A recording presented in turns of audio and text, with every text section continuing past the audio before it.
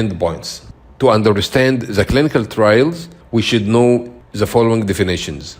First endpoint is OS, or overall survival, which is the time from randomization to death, and it is the gold standard for primary clinical endpoint. PFS, or progression-free survival, which is time from randomization to disease progression or death, whichever comes first, and used to assess therapies targeting advanced or metastatic malignancies. ORR, objective response rate, which is proportion of patients with partial or complete response to therapy, used to assess neoadjuvant therapies.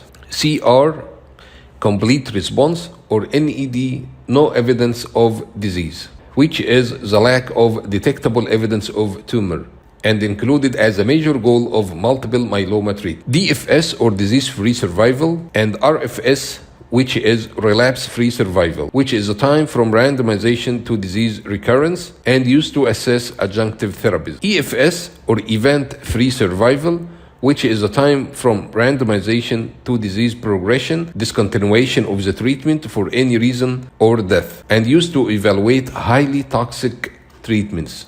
DCR, disease control rate, or CPR, clinical benefit rate, percentage of patients with complete response, partial response, or at least month of stable disease as a result of their therapy.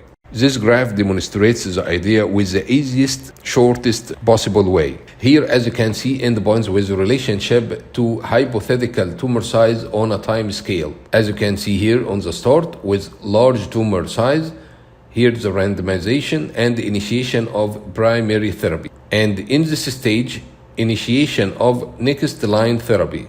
And in this stage, after disappearance of the cancer, recurrence, reappear of the cancer. And in this stage, discontinuation for any reason of the treatment. And here, evidence of disease progression with large tumor size, and finally, death. And as you can see, overall survival starts from randomization and initiation of primary therapy until death. And the progression-free survival, it starts from the randomization and the initiation of primary therapy until evidence of disease progression or death. And event-free survival starts from randomization and the initiation of the primary therapy until discontinuation of the treatment or evidence of disease progression or even death. And disease-free survival from the time of randomization and initiation of primary therapy until the recurrence. Time to treatment failure starts from the randomization and the initiation of the primary therapy until the discontinuation of the treatment for any reason or evidence of disease progression or even death. Time to next treatment starts from randomization and the initiation of the primary therapy until the initiation of next line therapy.